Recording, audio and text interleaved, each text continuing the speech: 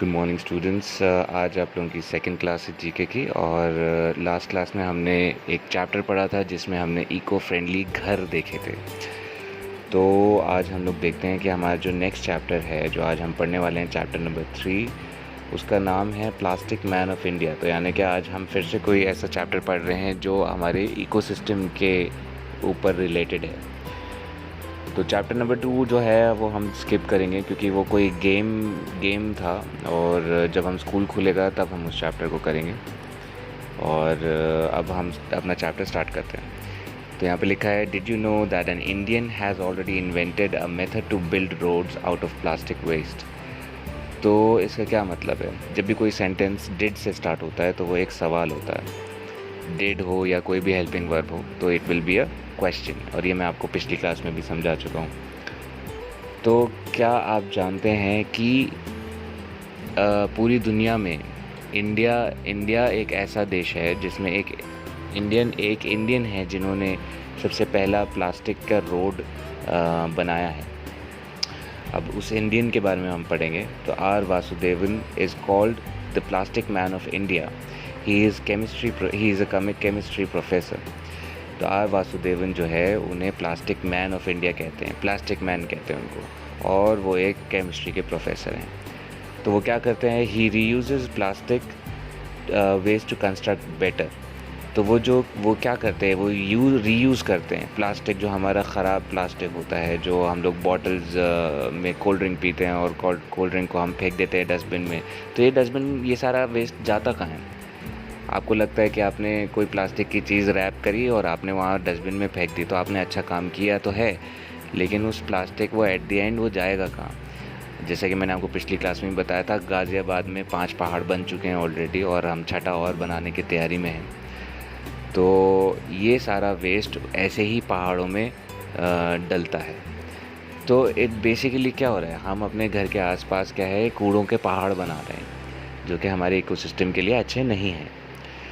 तो हमको क्या करना है, हमको किसी तरह इस प्लास्टिक को रीयूज़ करना है ताकि हम इसे कूड़ा ना बनाएं। तो इन्होंने भी यही किया है। तो इन्होंने रीयूज़ किया है प्लास्टिक को और प्लास्टिक वेस्ट को टू कंस्ट्रक्ट बेटर, यानी कि कुछ बेहतर कंस्ट्रक्ट होता है जब हम कुछ बिल्ड करते हैं, चाहे वो बिल्डिंग हो चाहे वो रोड हो। जब बिल्डिंग का काम हो रहा हो तो उसको हम कंस्ट्रक्ट कहते हैं। तो प्लास्टिक वेस्ट को हम अच्छे से उसको कंस्ट्रक्शन में यूज़ करने के लिए उन्होंने रीयूज़ किया है।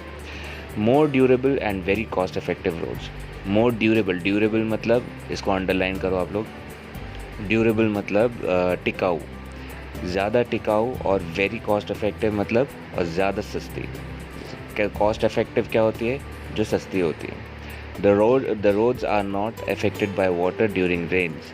तो प्लास्टिक की रोड है तो क्या बारिश से कोई प्रॉब्लम होगी? अब ये जो हम रोड्स देखते हैं, जो हमारी कंक्रीट की रोड्स होती हैं, इस पर पानी पड़ता है तो ये क्या हो जाती हैं, कोई ट्रक जाएगा तो दब जाएगी, गड्ढे हो जाते हैं, है ना। तो प्रॉब्लम हमें क्या, बारिश में ज़्यादा होती है, इनमें पानी भर जाता है।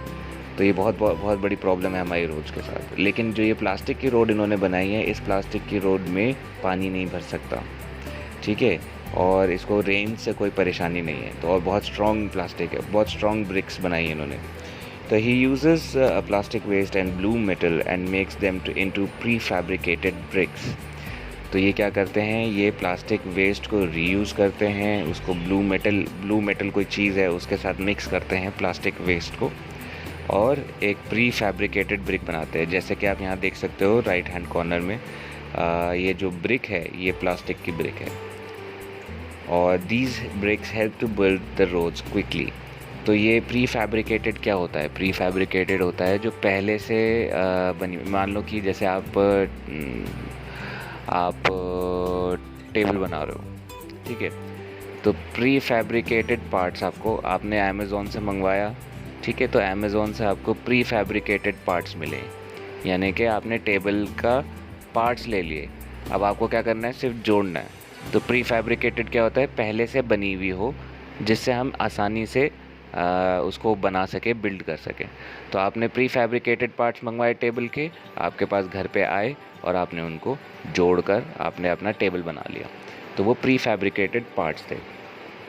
तो उसी तरह ये प्री फैब्रिकेटेड रोड बना के और जल्दी रोड्स का तैयारी कर देते हैं।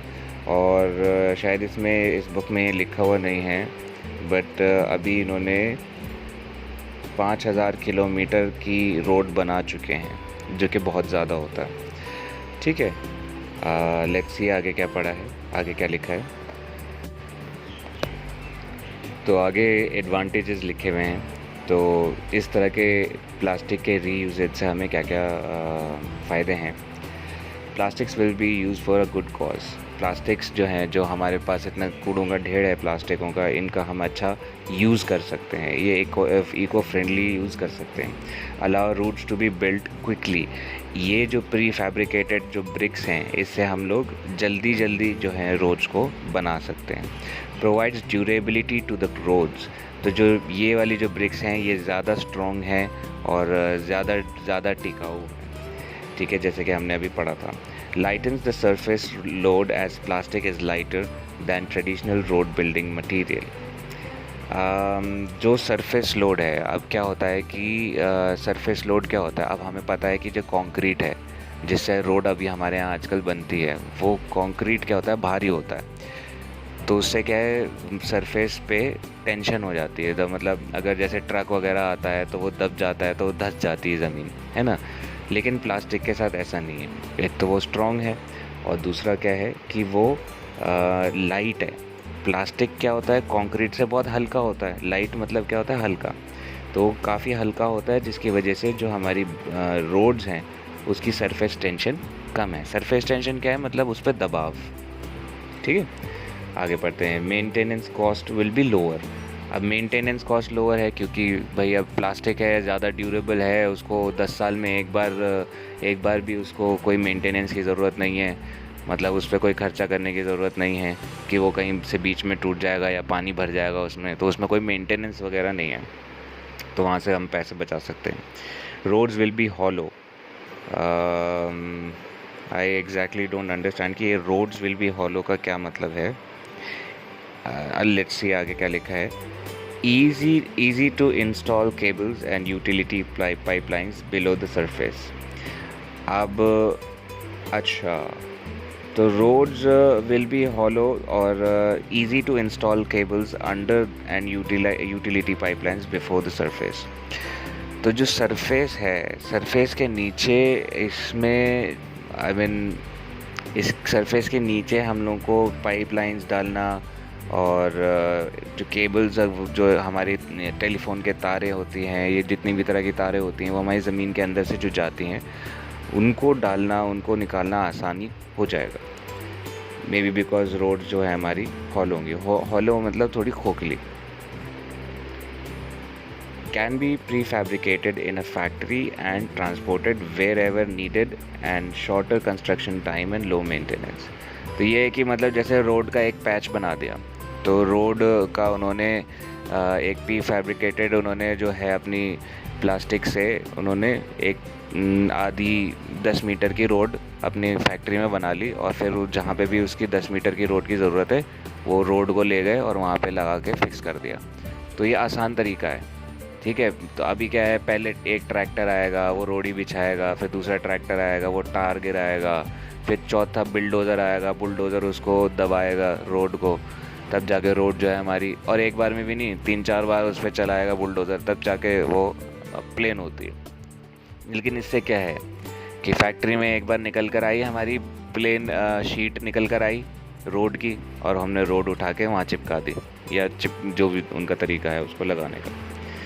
तो अभी तक ही has created 5000 kilometres of eco friendly roads. अभी तक वो 5000 किलोमीटर इको फ्रेंडली रोड बना चुके हैं। And across 11 states in India. तो हमारे इंडिया में 29 स्टेट्स है, 29 में से 11 स्टेट्स में से ये एक इको फ्रेंडली रोड बना चुके हैं। And he was awarded the Padma Shri in the last year 2018।